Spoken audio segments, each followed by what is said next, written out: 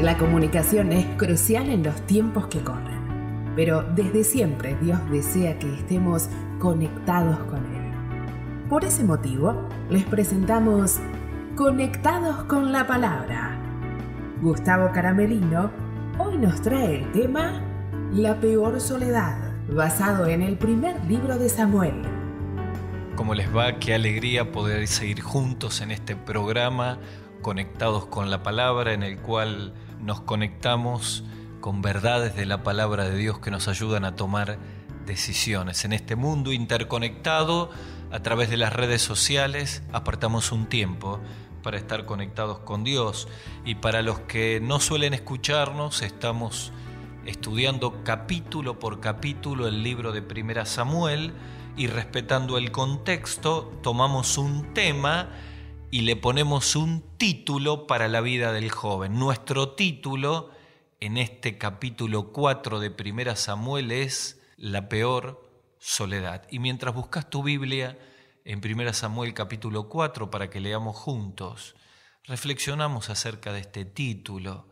La verdad que nadie quiere vivir solo. Este tiempo nos encuentra en este siglo XXI con algo natural entre los jóvenes y adolescentes, que es la necesidad de agruparse, de socializar, de pertenecer a grupos, porque ninguno quiere la soledad. De hecho, todo este fenómeno de las tribus urbanas en toda Latinoamérica, donde a través de la música, de un tipo de vestimenta, de un conjunto al cual se sigue, de una manera de vestirse y de actuar, pertenecen a ciertas tribus urbanas, muchas de ellas identificadas con tatuajes, ligadas al consumo de las drogas, a la violencia. Cientos y miles de jóvenes pertenecen a estos grupos, perdiendo sus vidas para no estar solos. Claro, aquí aparece un principio maravilloso, que es poder pertenecer a un grupo de jóvenes cristianos en una iglesia. Yo siempre digo que entre tantas cosas que nos permite ir a un grupo juvenil cristiano es poder hacer amigos cristianos, es pertenecer a un grupo que nos ayuda a mutuamente confortarnos, animarnos, y lo importante de que puedas pertenecer a un grupo. Y si no vas a ninguna iglesia, yo te animo a que busques una iglesia bíblica y puedas participar de un grupo. Cuento una historia pensando en esto de la peor soledad y lo que las influencias hacen en la vida del joven cuando pertenece a los grupos. Contaba un autor que un día su hijo estaba pasando un mal momento y su hermanita escucha a través de la puerta que con sus compañeros de colegio competían quién tenía más relaciones prematrimoniales con las compañeras de colegio. Cuando ella viene a su papá pastor a contarles, es tan grande el golpe y el impacto que su padre entiende por los amigos que tenía que tomar una medida terminal, decide mudarse, se va a otra ciudad con toda la rebeldía que esto conlleva en la vida de un adolescente, arrancarlo de su colegio, de sus amigos. Fue tremendo, el ambiente en la casa era terrible, pero Dios tenía una influencia positiva para la vida de este joven, un mentor que fue ganando su corazón en la nueva ciudad, que fue influenciándolo positivamente, y la amistad lo llevó a que se pueda encontrar con Dios y salir de la peor soledad. Uno se pregunta, ¿cuál es la peor soledad para un joven? ¿La falta de amigos? ¿La falta de compañeros? ¿Sabes? La peor soledad para un ser humano es la falta de Dios. Es la soledad espiritual. Por eso dice el profeta Jeremías, después de que el pueblo le dio las espaldas a Dios, en Lamentaciones capítulo 1, versículo 16, por esta causa lloro, mis ojos fluyen aguas, porque se alejó de mí el Consolador, que dé reposo a mi alma. Sin duda, la peor soledad para la vida de una persona es estar sin Dios. Y si esta es tu experiencia, este programa va a ser una oportunidad para que esta soledad, la peor de todas, termines y te puedan encontrar en amistad con Dios. Vamos a leer 1 Samuel capítulo 4, versículo 1 dice: y Samuel habló a todo Israel. Por aquel tiempo salió Israel a encontrar batalla contra los filisteos y acampó en Ebenezer, y los filisteos acamparon en Afec. Y los filisteos presentaron batalla a Israel, y trabándose en combate Israel fue vencido delante de los filisteos, los cuales hirieron en la batalla en el campo como a 4.000 hombres. Y cuando volvió el pueblo al campamento, los ancianos de Israel dijeron: ¿por qué nos ha herido hoy Jehová delante de los filisteos? Traigamos a nosotros de Silo el arca del pacto de Jehová, para que viniendo entre nosotros ahí en el campo de batalla nos salve de la mano de nuestros enemigos. Y envió el pueblo a Silo, y trajeron de allá el arca del pacto de Jehová de los ejércitos, que moraba entre los querubines, y los 2 hijos de Elí, Ofni y Fines, estaban allí con el arca del pacto de Dios. Y aconteció que cuando el arca del pacto de Jehová llegó al campamento, todo Israel gritó con gran júbilo, y la tierra tembló. Y cuando los filisteos oyeron la voz de júbilo, dijeron: ¿qué voz de gran júbilo es esta en el campamento de los hebreos?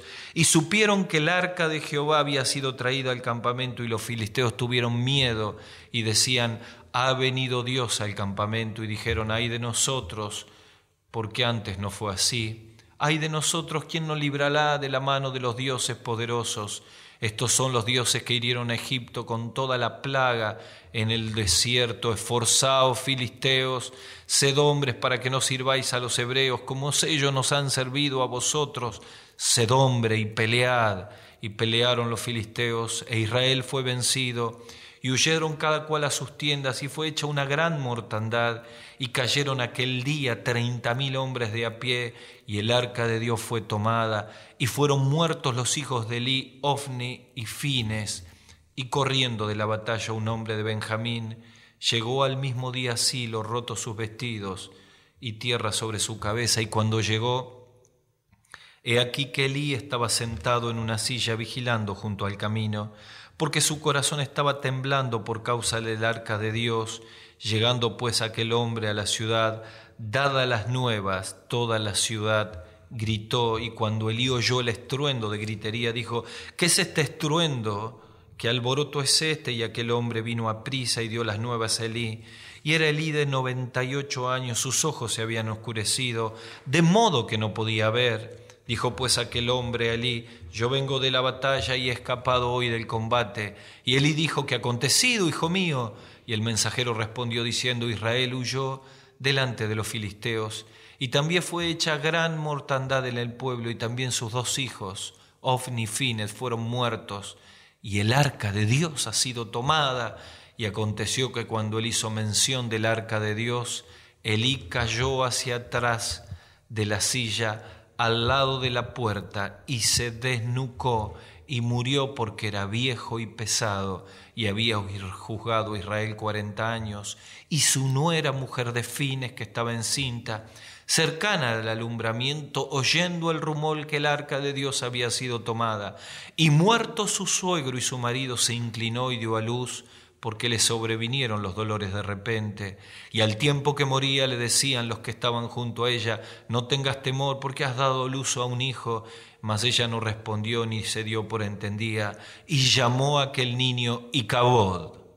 Y llamó a aquel niño Icabod, diciendo: traspasada es la gloria de Israel, por haber sido tomada el arca de Dios, y la muerte de su suegro y su marido.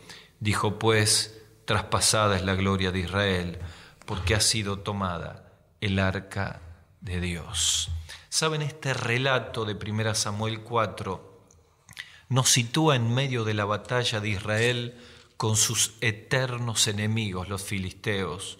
Derrotados, los israelitas deciden preguntarse por qué causa han tenido tan gran derrota en Ebenezer, allí con los filisteos, y se les ocurre buscar en Silo el arca del pacto, símbolo de la presencia del Señor en el desierto, donde habitaba la presencia del Señor.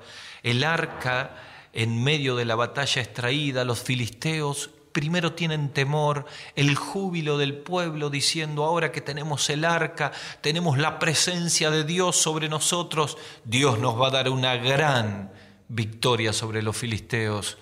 Pero ellos no sabían que estaban en la peor soledad. ¿Cómo se llama nuestro programa hoy? Porque aunque trajeron el arca, ya Dios no estaba con ellos. La batalla recia, mueren 30.000 hebreos, muere Ofni y Fines, los dos hijos del sacerdote Elí. Un hombre de Benjamín escapa de la batalla, corre, llega a Silo.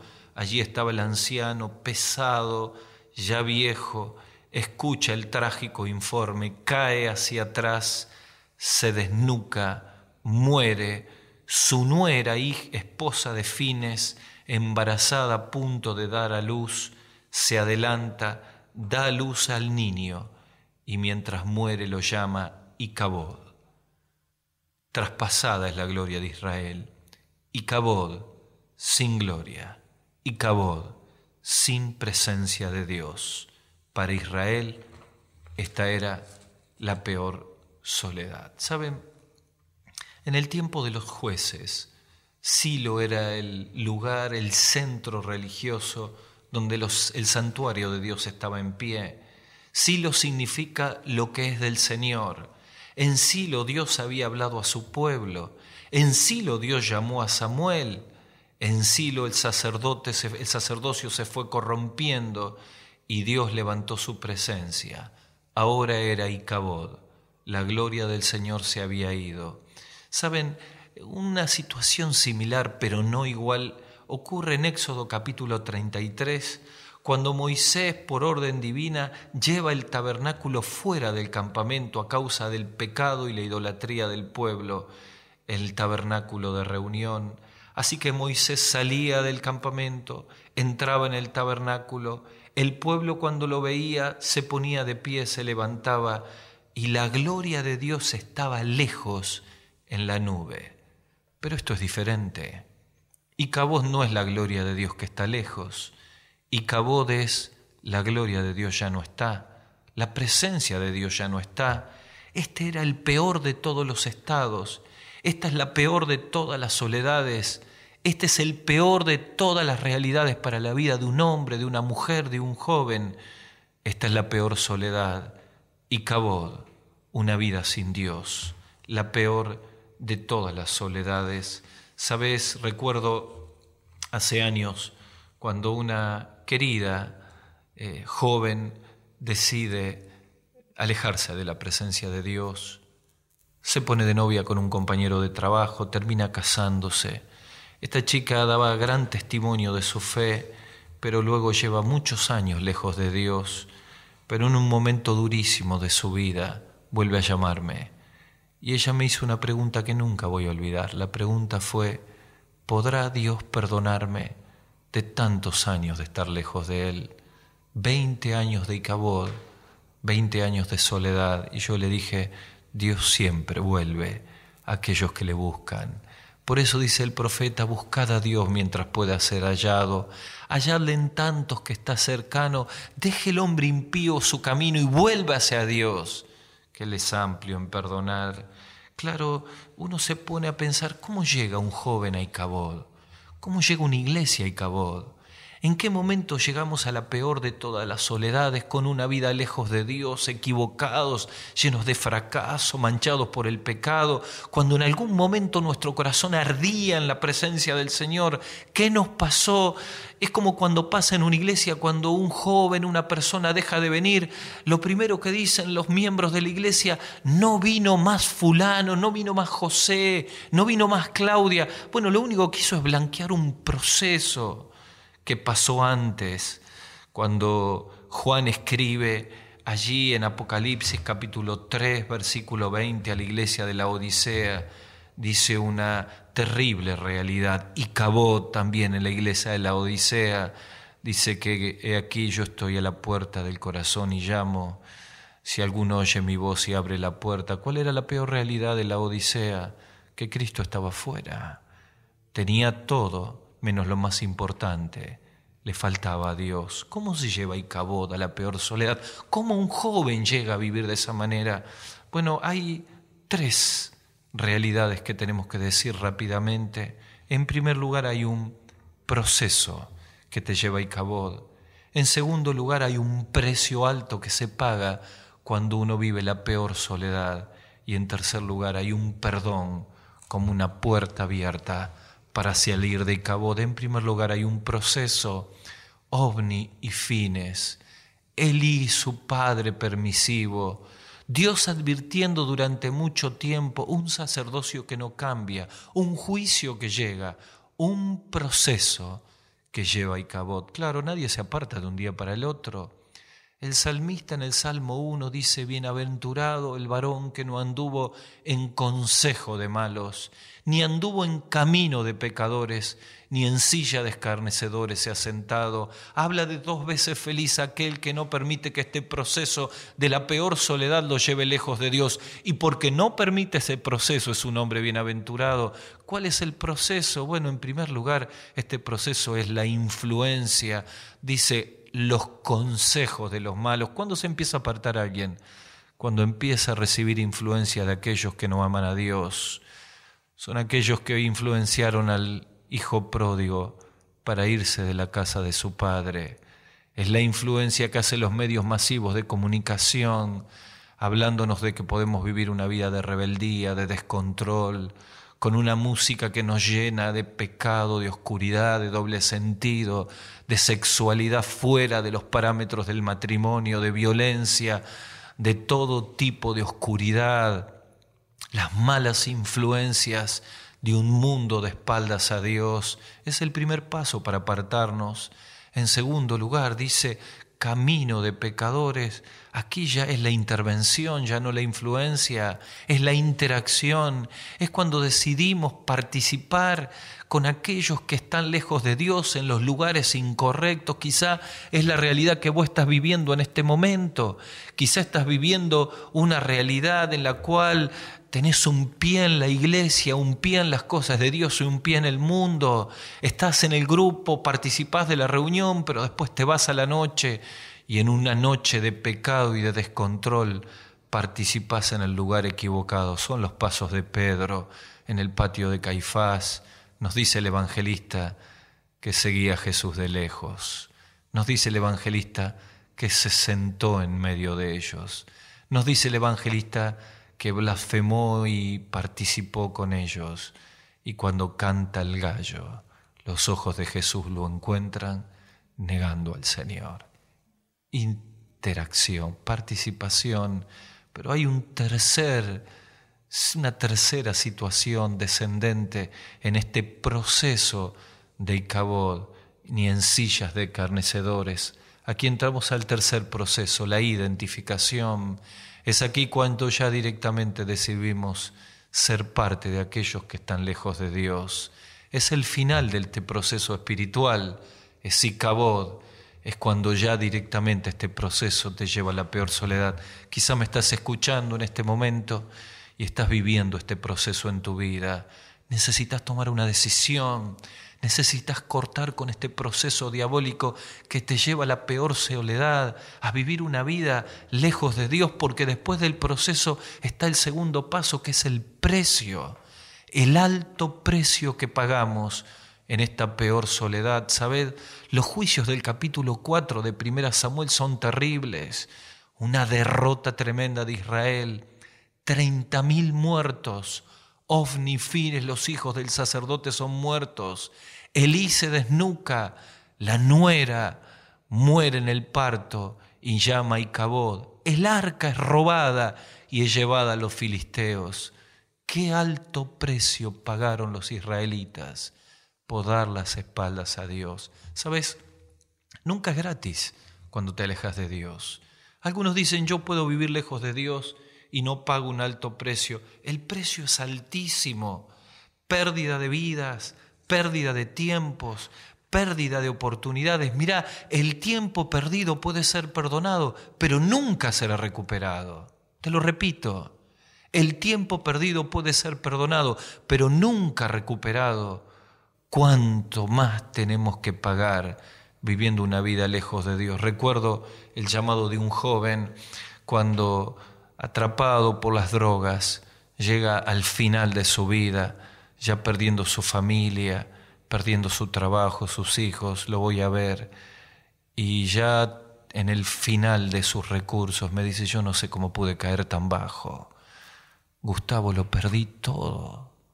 ¿Cómo lo voy a recuperar? Fui un necio, yo no sé cómo llegué hasta aquí. Yo le dije: bueno, sabes, los mismos pasos con los cuales perdiste todo son los pasos donde los tenés que recuperar.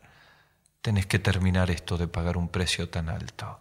Dios hizo un milagro en la vida de él, logró una recuperación maravillosa, libertad del consumo de drogas, y hoy es un joven que vive para servir a Dios con su familia. Claro que podés dejar de pagar este alto precio. En la peor de las soledades hablamos de un proceso, hablamos de un precio, hablamos de perdón. El capítulo 4 no hay respuesta, pero 7 meses estuvo el arca en tierra filistea, y en el capítulo 7, versículo 3, dice la palabra: si de todo corazón os volvéis al Señor. Esto es lo que dice el profeta Samuel, y allí en Ebenezer, en la piedra de ayuda, Dios los vuelve a ayudar. La presencia de Dios aparece nuevamente en el capítulo 7. Pasaron muchísimos años de soledad, muchos años de vidas perdidas y derramadas. Ebenezer era símbolo de victoria, de retorno, fin de Icabod, fin de la soledad. ¿Cómo era el camino?